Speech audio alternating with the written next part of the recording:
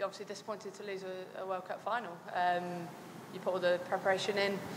Probably didn't play our best cricket tonight. We just kept sort of losing momentum in the innings, I guess, with those wickets. Never really got sort of a big partnership together that's going to push us on, and turned out to not be a competitive score, and you're always going to chase the game. Obviously at that point when you haven't got enough runs on the board. Did you think you were in with a shot at the halfway stage? You have to. You have to believe that you're still in the game and you've got a chance. And the girls have fought so hard all tournament, so we knew that wasn't going to be an issue. But we needed early wickets to put pressure on them.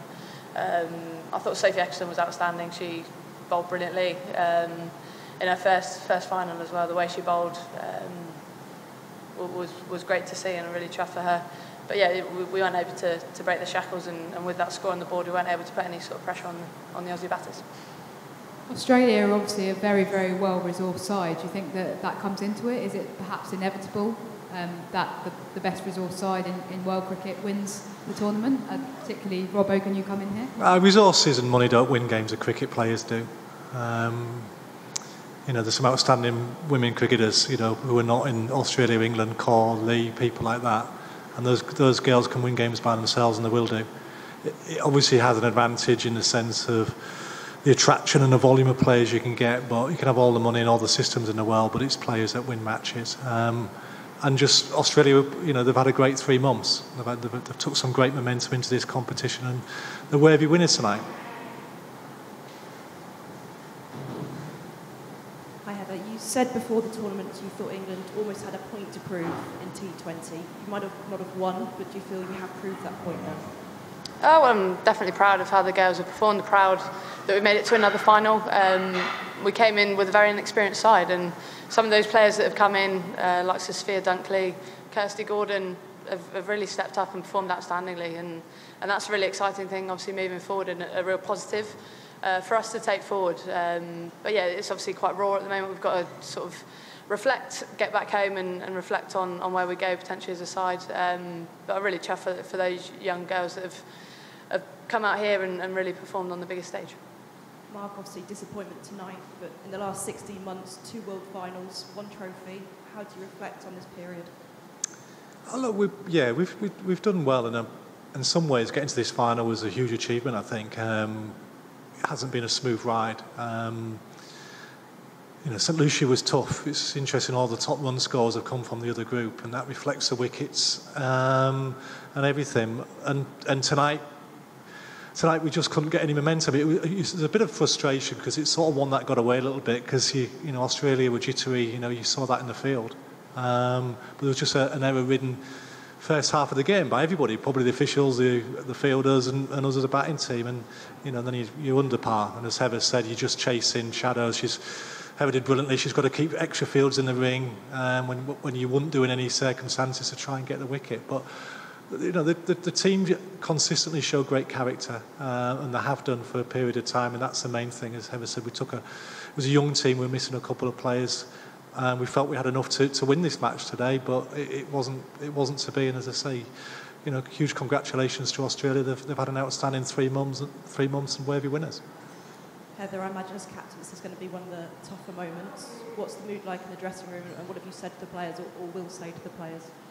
We're obviously really disappointed. I think when you lose a game that convincingly, it's not as hard to take. I think we were completely outplayed today.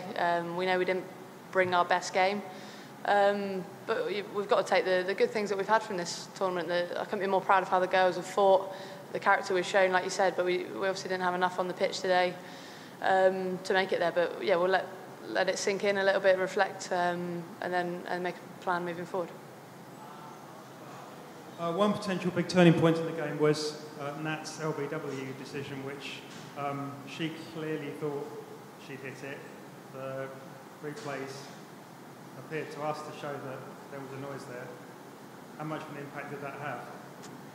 Look, as I say, it was an error-ridden first half of the game, really, wasn't it? From drop catches to hitting it straight to field and running and everything. I think there was a caught behind as well, not given, wasn't there? I think Lauren might have nicked one for caught behind. But people are human. People make mistakes, and as I say, there was a few mistakes in that first half of the game. But Look, I think another point is the two 19-year-olds were outstanding today. They're leggy, ball, a brilliant little couple of overs, and Sophie Eccleston, 19 again. That's an outstanding spell by her as well. So, it's good when you see two young players, one in each team, doing something special.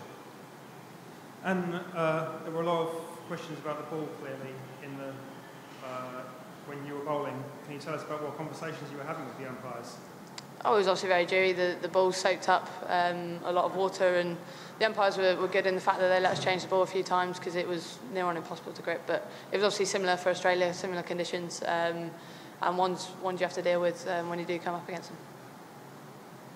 Given the dew, did you think about maybe having a bowl first, or?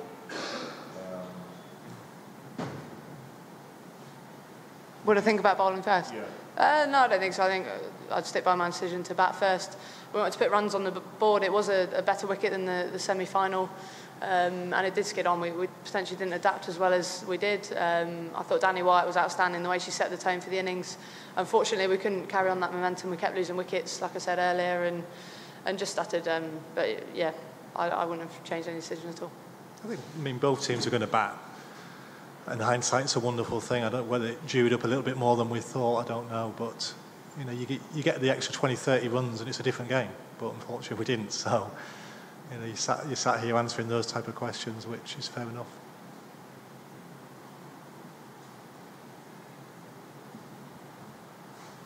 Robbo, you brought 3 young players here on the back of their great performances in the Super League. That's got one more season left to run. As of 2020, there'll be no elite 2020 competition in England for the domestic players. Does that worry you? Oh, crikey, I don't know. Lots of things worry me at different times, Brexit, a lot, but I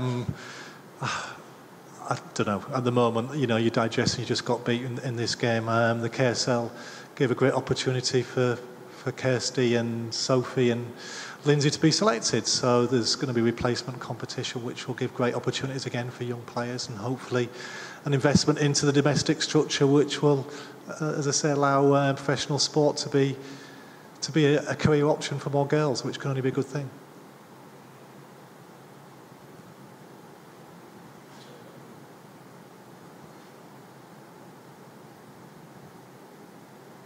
Oh, look, we've got to say thank you to the people of West Indies. Crikey, what a great time, what a great party they put on.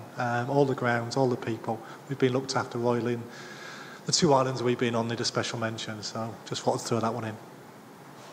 Yeah, I was just going to ask, Robbo, do you think that, with the benefit of hindsight, and Heather as well, maybe you did play your final on Thursday to an extent, just the emotional drain of getting up for that semi-final, playing so well, bowling so well in particular. Do you think it was kind of not necessarily hard to get up for today, but looking at it as a whole, that maybe that took a lot out of you?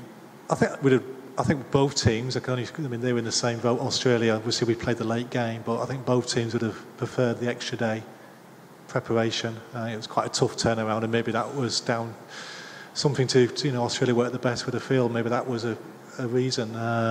But it is what it is, and you've got to do your best. Look, we didn't bat well enough, but we know that. Yeah, but that extra day would have been a big difference for such a big occasion. And Heather, in terms of the sort of psychological side of it, getting back up 2 days later, did you feel like, not necessarily that you weren't up for today, but that the other couple of days took a lot out of you? Oh, no, I don't think so. You obviously off the high of a semi-final, that sort of win, you try and park it quite quickly and move on.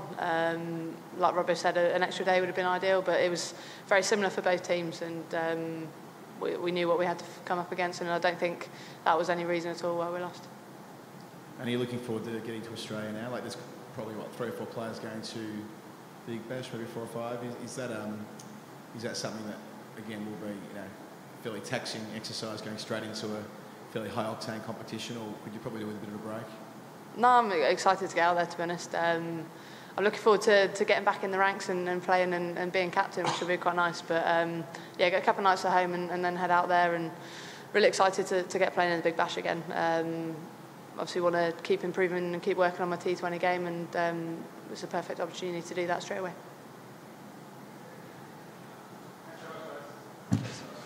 Thank you.